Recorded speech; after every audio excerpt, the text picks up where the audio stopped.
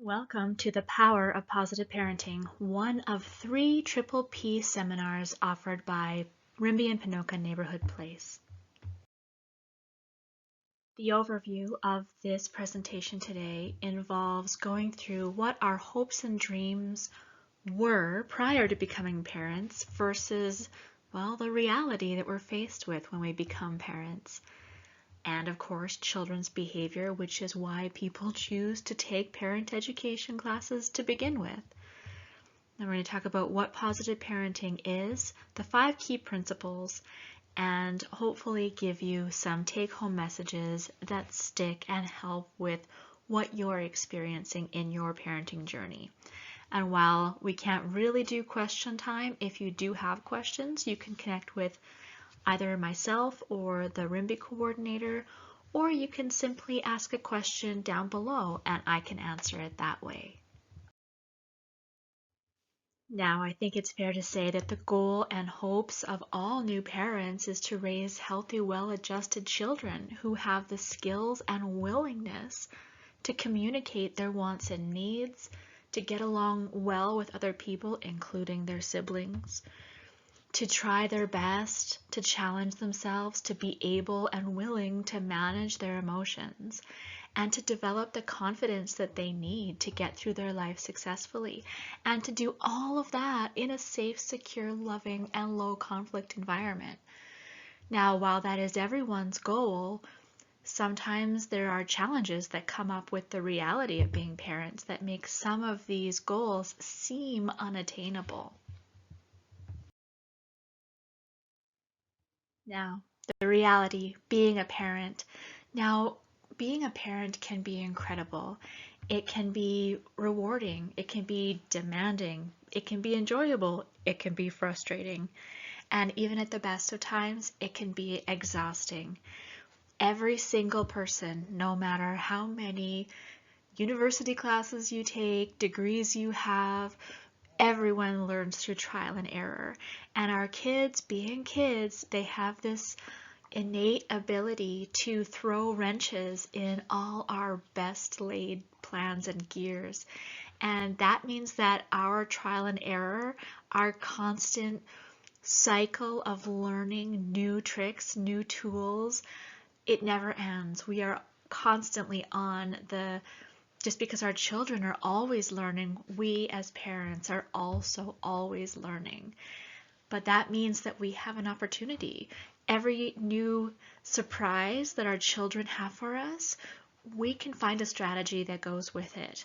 There is a million different ways to find tools and tricks to make this as easy as possible and to do it in a way that every decision we make also can strengthen the attachment that we have to our children, as long as what we always keep in mind with every strategy that we use is that that relationship with the child comes first, and to be really thinking about that relationship whenever we are thinking of discipline, whenever we are thinking of coaching behavior, in that we can do that with the relationship in the forefront of every decision.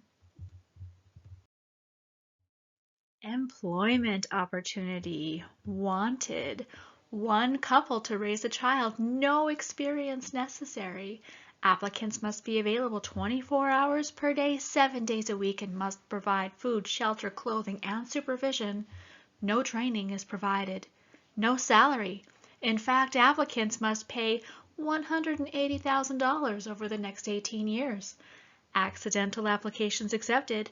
Single people may apply but should be prepared for twice the work. Now, how honest is that? Actually, this is a few years old now, so that's probably closer to $200,000 now that the applicants pay to fulfill this role. The good news is that there's so many hidden benefits to becoming a parent, and new ones surprise us every single day. It's really easy to let our imagination run wild and think that if we have a little person who is very, very big with their reactions and very, very explosive with their behavior, that we might be raising little monsters. And this just is never the case. When our children show big bad behavior, it's just the quickest and easiest way they know how to get attention. Now, with children, attention is connection, and connection is survival. So they will do what it takes to get attention. And sometimes as parents, we accidentally communicate that the quickest and easiest way to get attention is by being bad. Parenting is a lot of work, an enormous amount of work. It is something that we do, just as that ad said, it's 24 hours a day, and we never stop becoming parents. It involves a lot of sacrifice, but there's good news too. Most people, most parents feel confident in their parenting, especially when they have a support system set up. They find parenting rewarding because they know that connection is there, and they feel fulfilled as individuals through their parenting as well. Now let's talk about behavior, which, let's be honest, is probably the reason that you clicked on this video in the first place. Here's the thing about behavior. A lot of it is 100% age appropriate. Perhaps not socially acceptable, but age appropriate. Some misbehavior, like when they're toddlers and they get into biting and hitting, unfortunately, that's a little bit on the normal side. Again, not appropriate socially, and certainly we as adults don't go around biting people that get in our way, but for toddlers, this is normal behavior. But there are ways to safely coach them out of it and help them learn to be gentle with their peers and siblings. There are always, no matter how many rules and tricks you learn, some discipline problems are just inevitable. That doesn't mean that we can't solve them. That doesn't mean that we can't manage everyday problems and use that management of everyday issues to prevent more serious ones down the road. Positive parenting is created around promoting children's development and helping them manage their behavior and emotions in a positive way. It's really about that relationship. So doing everything that we can to strengthen that bond, to strengthen that connection, that attachment that our children have to us, but also that we have to our children. It involves good communication, and it involves emphasizing and communicating the positive. Now, part of positive parenting is that reframe to make good behavior much more important. Remember what I said a few slides back, that attention is connection and connection is survival.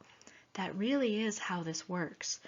So let's just say, for example, that we are all in one room and all of our children are too, and they're behaving really well. They're getting along, they're even sharing, everything's great.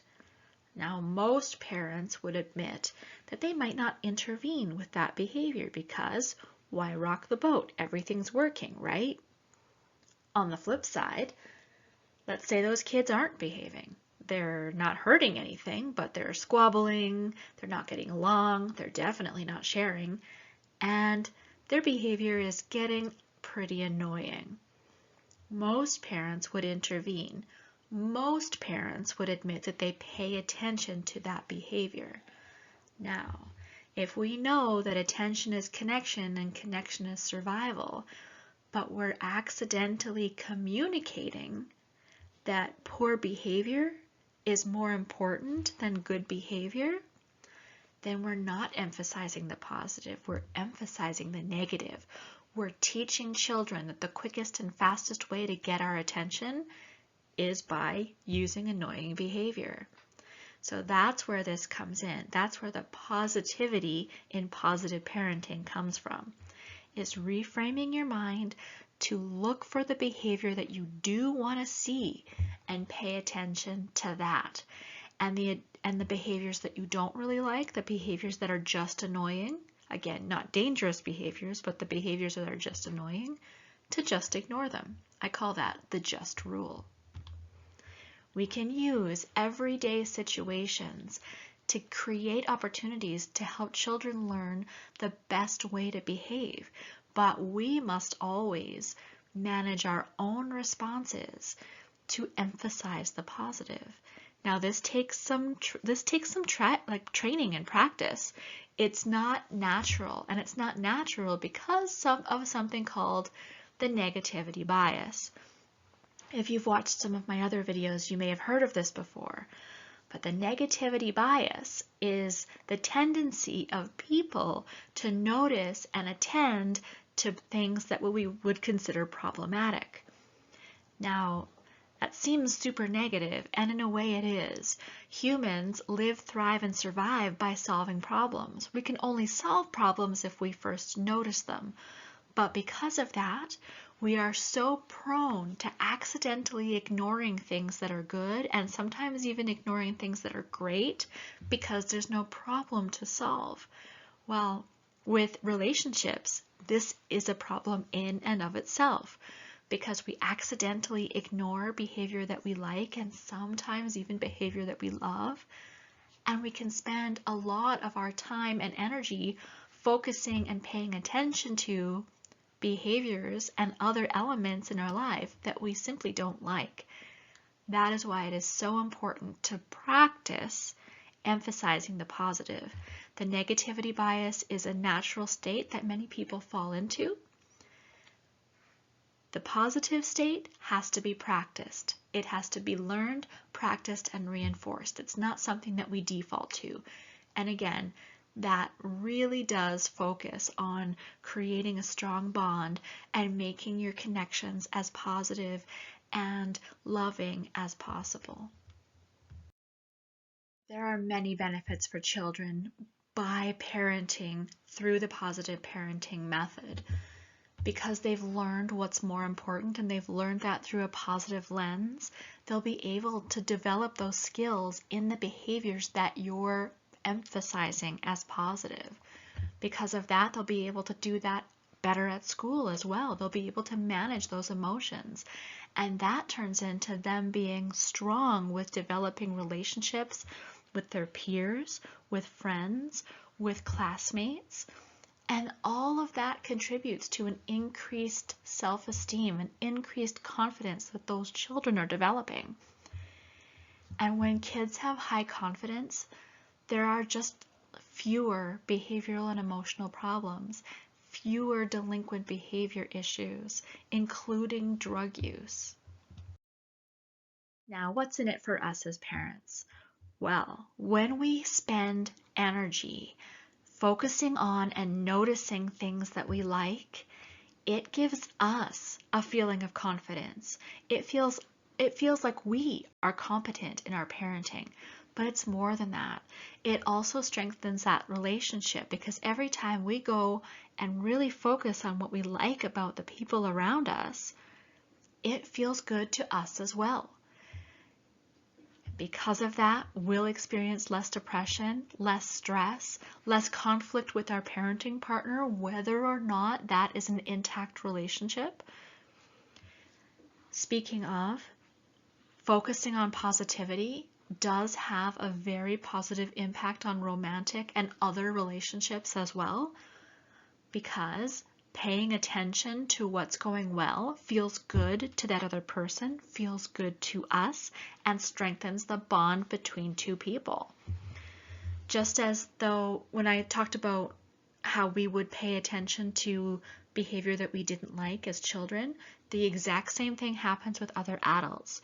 So we could accidentally ignore things about our spouse or romantic partner or parenting partner that we like. We can accidentally ignore things that are fine about them, accidentally even ignore some things that are great about them. But if they annoy us, we might comment or react in some way to it every time. And that will reinforce that behavior.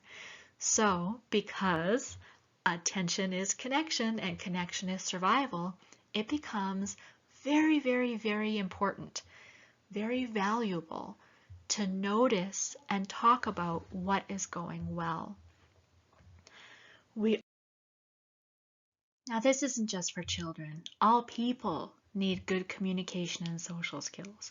People need to develop the ability to manage their feelings and still behave appropriately even when big feelings are present. Independence skills and problem-solving skills. These are the 5 core principles that we're going to be going over today. Creating a safe and interesting environment, having a positive learning environment, using assertive discipline, having realistic expectations, and taking care of yourself as a parent, but also as an individual. Principle 1, creating a safe, interesting environment. Some strategies in creating a safe and interesting environment have to do with creating and developing and maintaining predictable routines. This makes children feel safe when they know what's coming next. Imagine what it's like to be a child and really have not a lot of say in what you do and when you do it, where you go and when you go. That's kind of an uncomfortable place to be, and that's why behaviors come up out of anxiety. So it is up to us to make their lives as predictable as possible, understanding that there's always going to be changes in our schedules, but making things as predictable as possible and relaying their schedule with them so nothing is a surprise. Providing supervision so that you are there to notice and comment about when they're behaving well, when things are going well. Having interesting things to do because there is nothing more dangerous than a bored child. We need to keep our kids entertained in a safe and interesting way. Now, they also need to have as much freedom as possible, so keeping their area safe for them to play and explore, helping them understand road safety rules, having safe equipment around for them to play on and with, and being safety conscious around schools and in traffic in general. When we know that we've done everything we can to keep that environment safe, children feel safe. They feel safe exploring. It's good for their confidence. So that means making sure that we're not just saying, no, don't touch that, and no, you can't go there. They have an area that they can explore.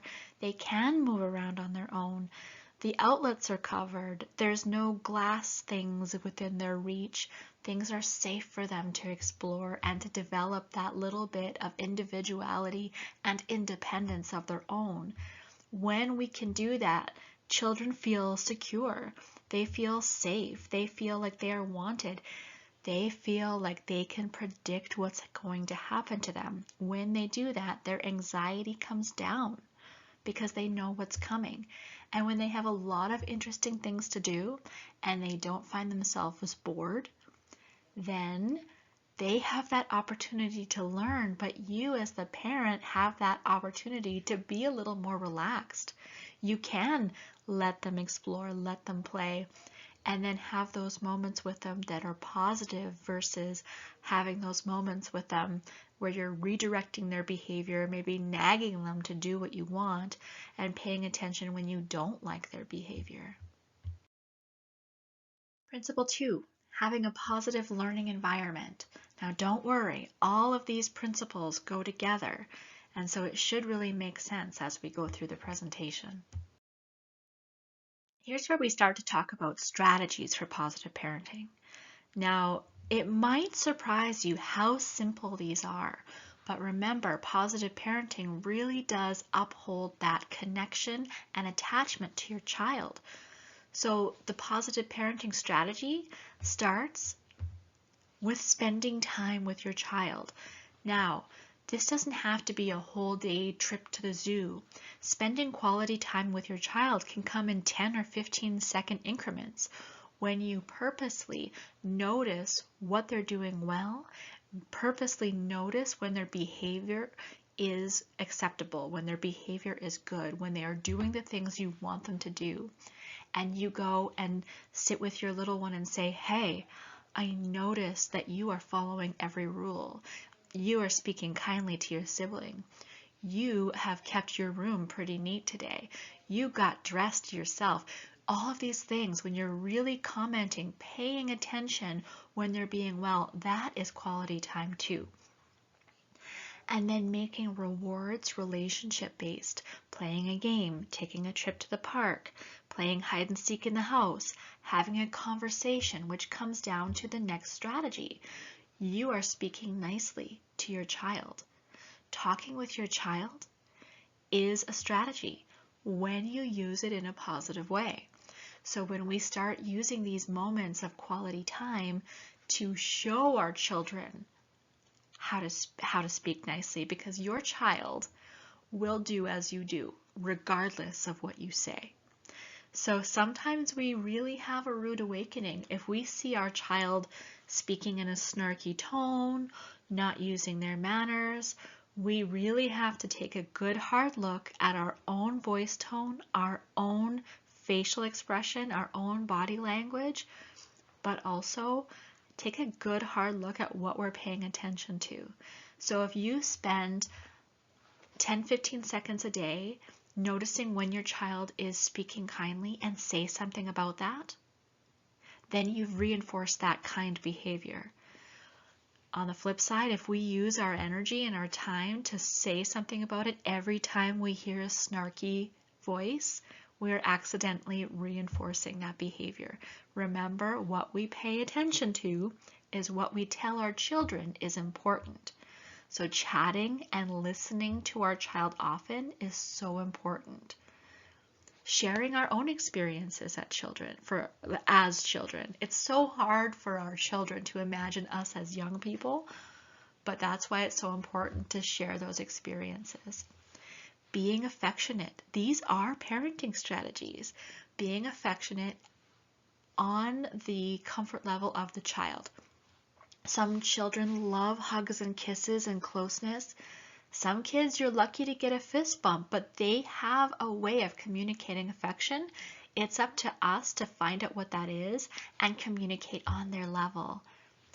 Using descriptive praise. Now, I'll be the first to admit that this one was difficult for me. This is where we as parents must really coach ourselves out of the good boy or good girl reflex, because that doesn't describe what the behavior is that we want to see. So if the behavior you're trying to coach is one child being kinder to their sibling, then you look for that, pay attention to that, and say, hey, I noticed how kind and patient you were with your little sister, and that is so fantastic. And be very specific. So think to yourself what your goals for behavior are. Not so much the goal of behavior, the current behavior you want to change, but the goal of the behavior you want to create. So if you want a child who speaks kindly, then you watch for them speaking kindly and you pay attention with that descriptive praise on that kind of behavior. Giving your child attention for behavior that you like, and for as much as it's safe to ignore, planning to ignore behavior. Don't ignore the child, ignore the behavior that you don't like as long as it's safe.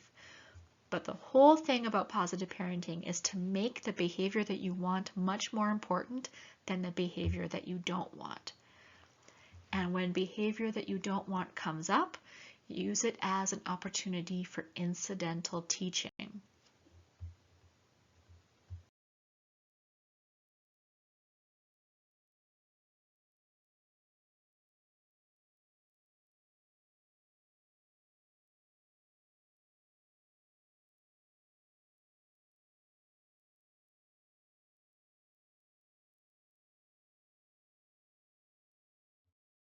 Principle number 3, the least fun, using assertive discipline.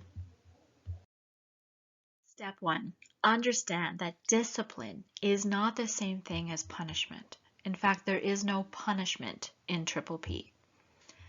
Discipline is a practice that helps children learn how to accept the necessary rules and limits that will help them thrive in every area of their life, in your family, in their friend groups, in schools, in their teams. It will help them develop the self-control that they need to consider other people and help them learn to express their feelings in ways that respect the needs and feelings of the people around them. like taking responsibility for their own actions and maybe thinking about the consequences of their actions before they take them. Now, this really goes back to the need for children to receive enough attention for their good behavior. That is really the most important thing when it comes to discipline. When we teach our children that the quickest and easiest way to get attention is by behaving according to the rules and expectations. Now, discipline works best when everything's predictable. When children know their own schedule, they know what's coming, but they also know how you will react when they behave well, and they know how you'll react when they don't. Now, but that is the most important thing, that children receive plenty of attention for their good behavior, and that we as parents have reasonable, realistic expectations for our kids at their developmental level. And then the use of fair, predictable consequences. And that involves planning ahead. So if you have an event, say even something that would normally be very boring for children, and again, when children are bored, they often get into trouble. So if we think that maybe we know that we've got to go to the bank and we've got to take our kids with us because there's nothing else we can do with them. So when we have a predictable routine where we say exactly what we're going to do, about how long it will take, but we've prepared with an activity for them to do, and then we've told them how we will react if they follow the rules, if they stay close, if they stay quiet, if they play with what you brought them, and then if we've communicated to them what the consequences of not doing that is, and maybe your reward was, well, we'll go to the park afterwards, or we'll play a board game afterwards. And the consequence of not fulfilling the expectation is then the removal of that reward, but not the addition of a punishment. I hope that makes sense. Now here's some more strategies that go along with what I was just saying. When we can prepare in advance, we can arrange and plan activities and have our children involved in planning those activities. Like, would you like this activity to keep you occupied, or this toy to keep you occupied, this game, whatever you have in your disposal, but make sure the children are aware of the planning, aware of what's going on, so nothing comes as a surprise to them. Setting ground rules. Maybe your ground rules, you only need a few. You could say that we need to use quiet voices and you need to stay close to mom. Maybe that's all you need. And few specific rules are best. And then be prepared to notice when they're being good, to comment on it when they're being good, and pay attention to them when they're being good. Be available, be there watching and supervising so that you can catch them being good. And as long as it's safe to do so, used planned ignoring for minor misbehavior.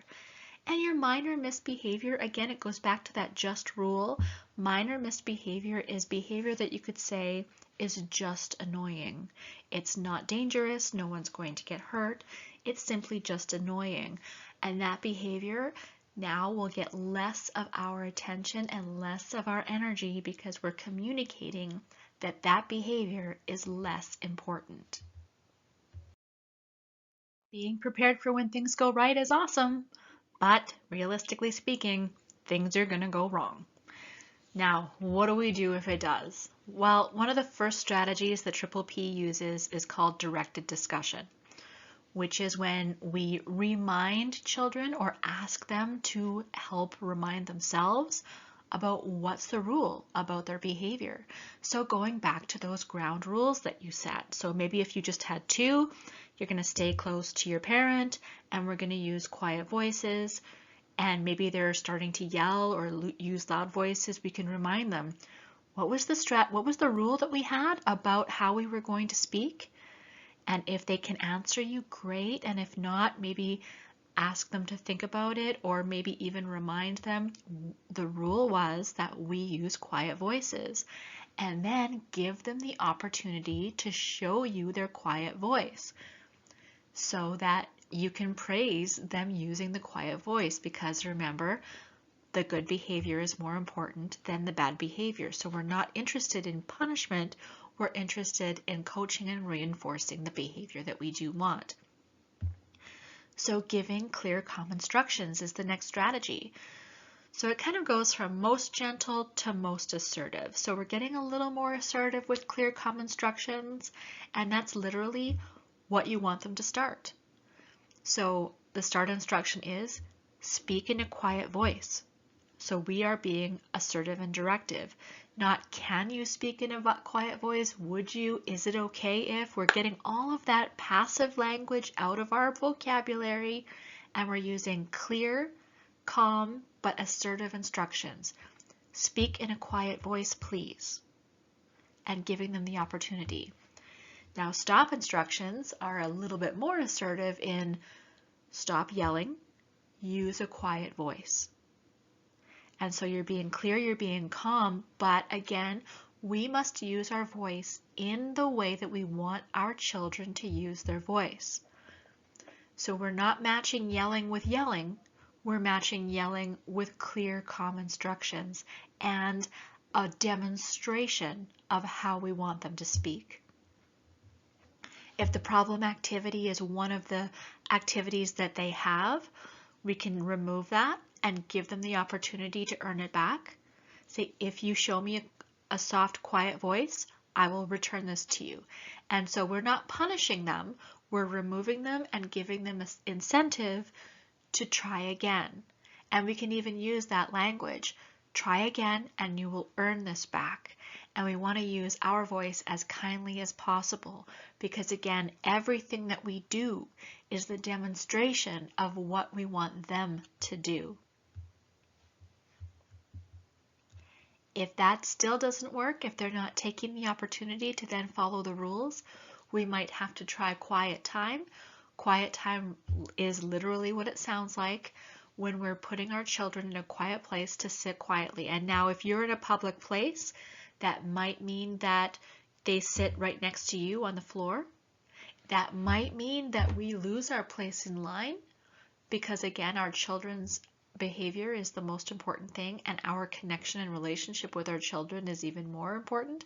So we give them that opportunity to quiet so that they can reattempt that behavior as well, so that we can comment and pay attention to the best behavior that we can.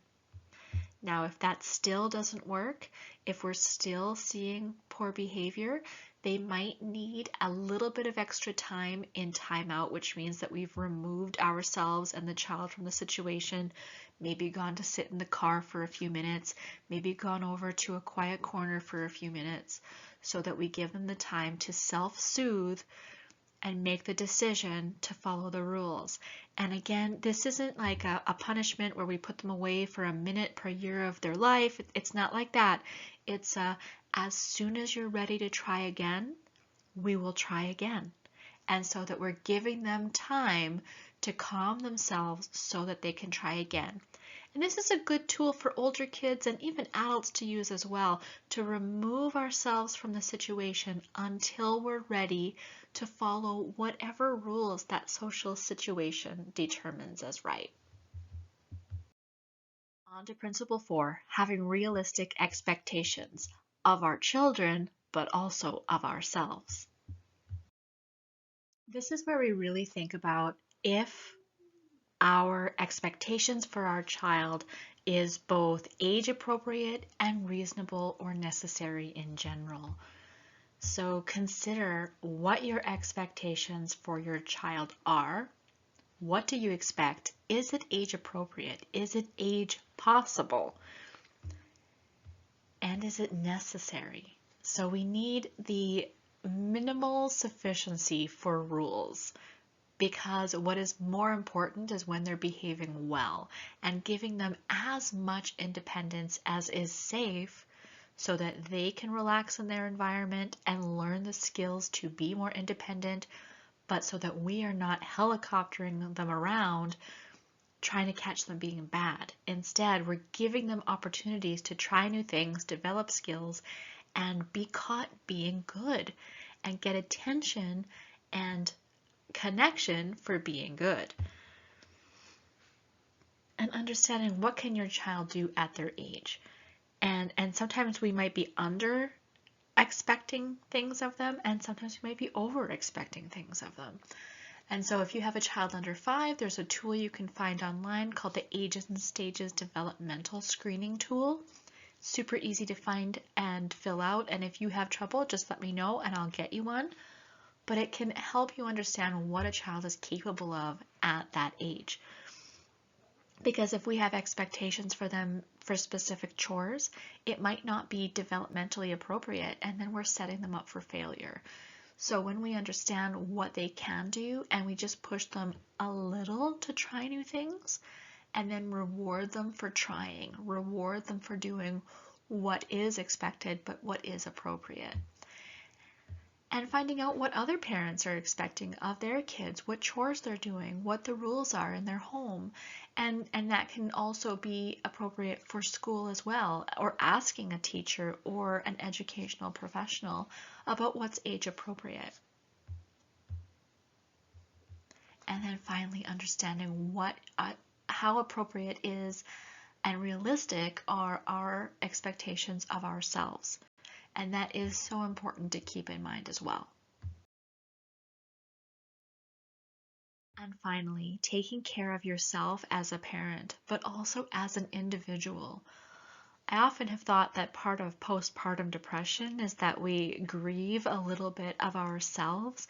We grieve a little lost bit of independence, but it's still here. We are still the individuals that we always were. We just have this added role.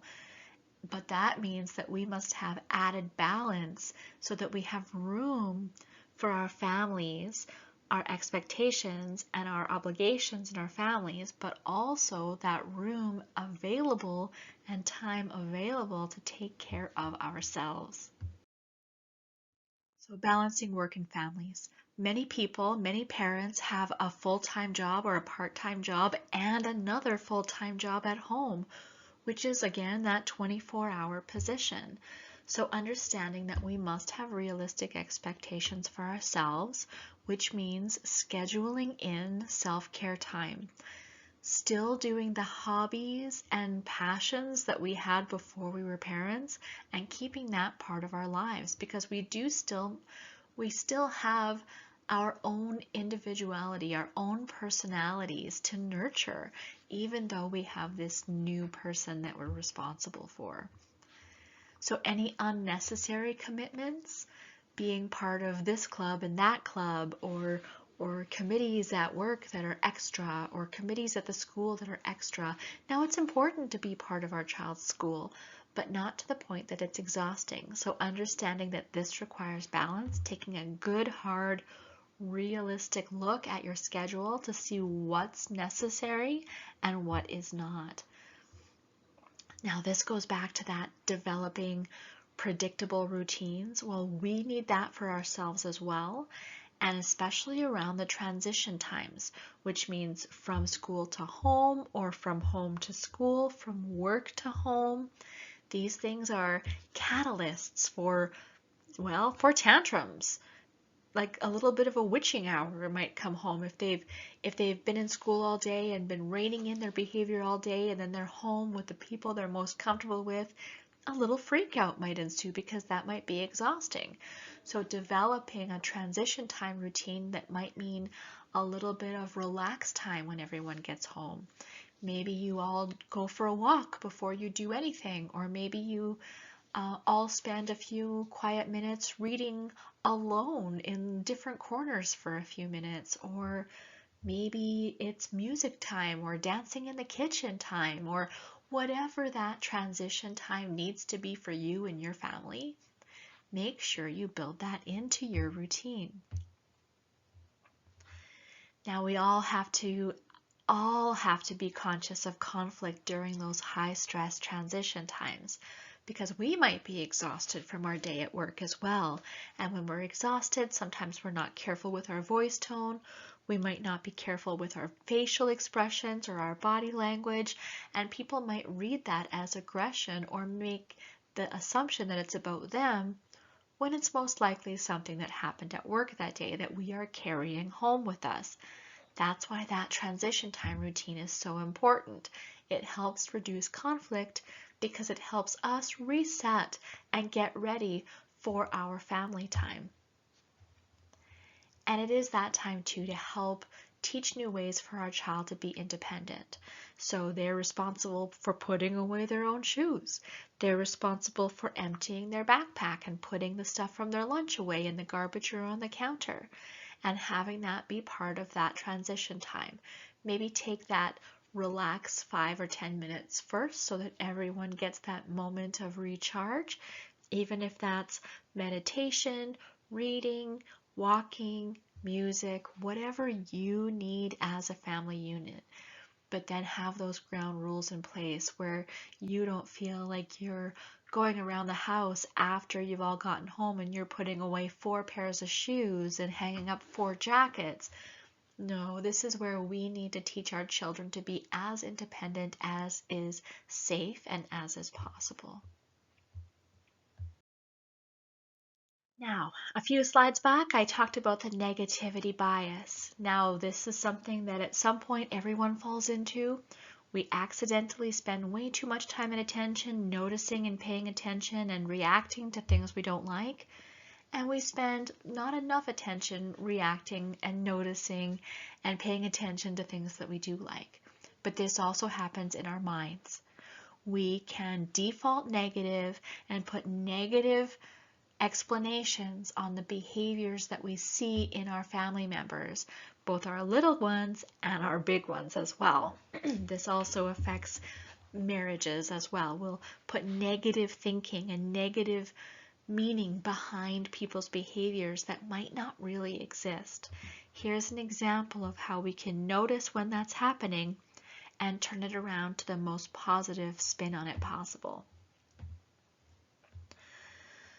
So maybe you see children who behave worse when you are feeling tired, and understanding that our children are not doing that because we're tired. They're not doing that to bother us. They're simply trying to get attention, and the more tired they are, they'll be using those negative behaviors to get that attention. Children very rarely purposely try to upset an adult in their life. They're simply trying to get attention in the quickest and easiest way possible. And as I said, that's often by doing negative things. And so this one here, the example here is being on the phone. Now, how many parents could say that the worst behavior, or sometimes bad behavior that they see in their kids is when they're indisposed? They're on a phone call, they're on a Zoom, and their kids are running wild. Well, they're not purposely trying to upset you, they're trying to get your attention.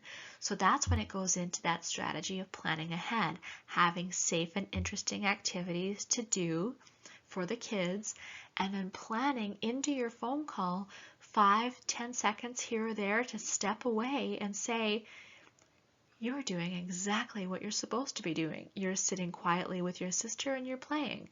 And then planning to take those little bits of 5 seconds here or there, talking about it, and then returning to your call.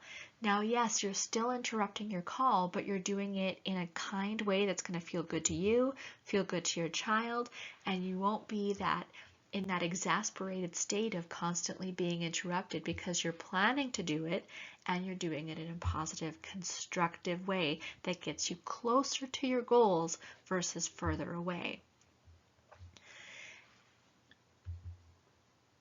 Now, a child is never bad. There's no such thing as a bad child. There is only bad behavior. So we can reframe that to understand their behavior is annoying and remind ourselves that what is the purpose of all behavior? It is to connect. It is to get a result. And they've learned that by being annoying, by behaving in an annoying way, they're going to get a quick and easy reaction. And so it does take coaching. It does take time. Nothing will work 100%. It's an unrealistic expectation to think that anything would work 100% of the time. But paying attention to behavior that you like And as long as it's safe, and I emphasize safe, ignoring behavior that you don't like will get you closer to a more regular show of behavior that you like. Now, this is easier said than done. The negativity bias happens automatically. We automatically, accidentally notice and react to things that we don't like. Switching that around takes work. It's worth it, but it takes work. So that's why it's up to us to notice when we're starting to feel upset at our child's behavior. And that comes through in several ways. In our voice tone, in our body language, in the amount of tension we have in our muscles, especially our shoulders, our hands, and our jaw, and the ever-present angry brows. So noticing what's happening in your facial expression, in your body, and in your voice. And that might mean that you need to take a little break before you say something. Identify what thoughts are going on in your head. Are they negative? Are they unhelpful? And understand what you're saying to yourself about the situation might be colored by the negativity bias. In other words, we might be harboring some resentment about our children's behavior.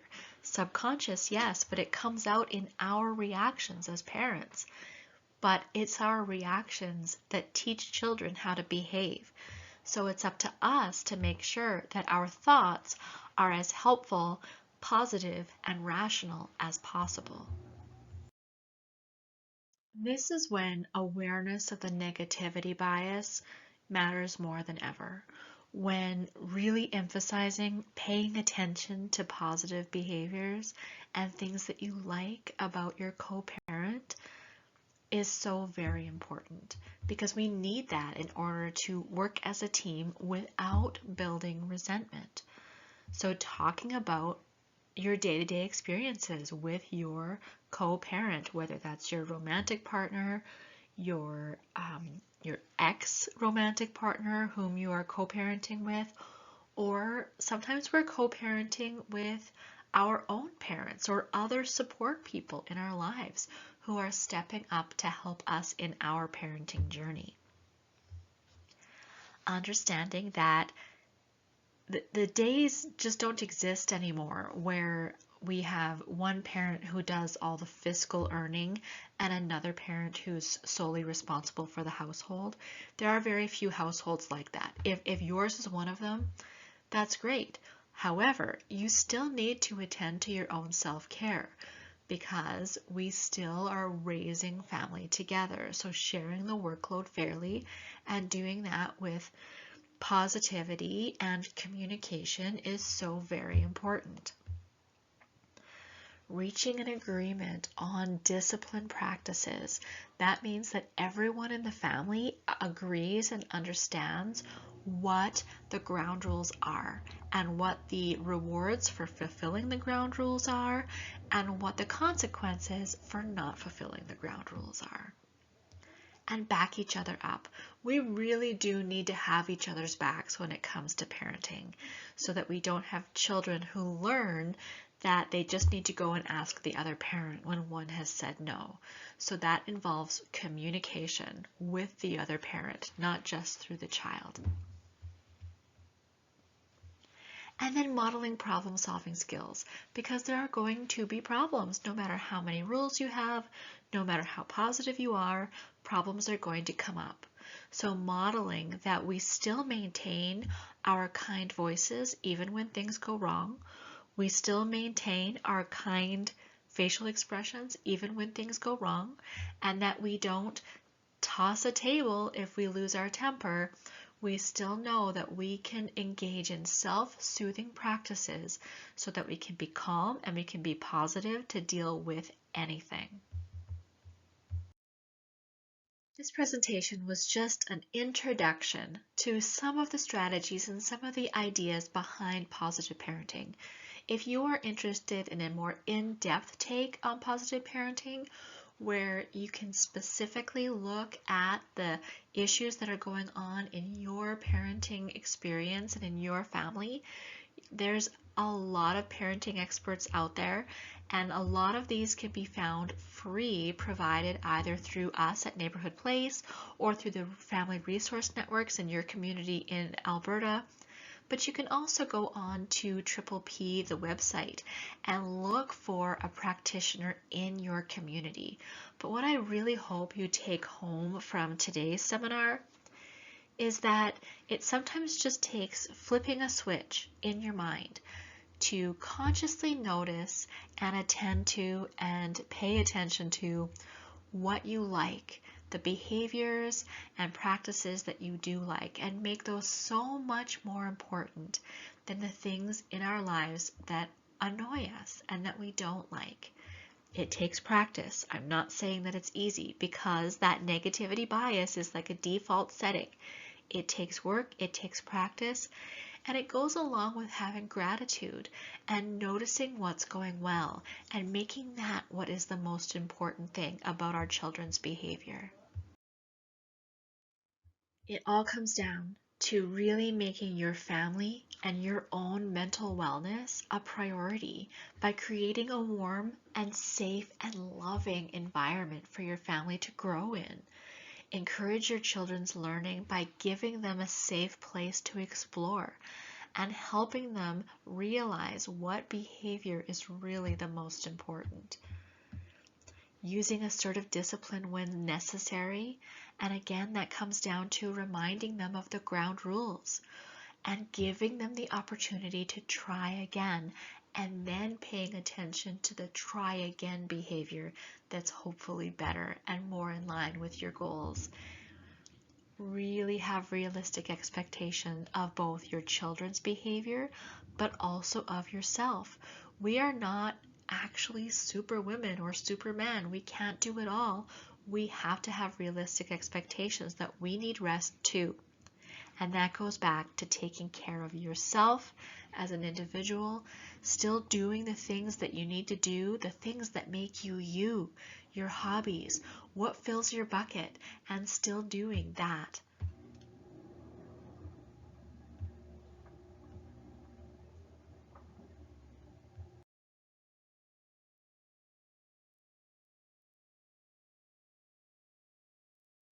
There's a lot to it.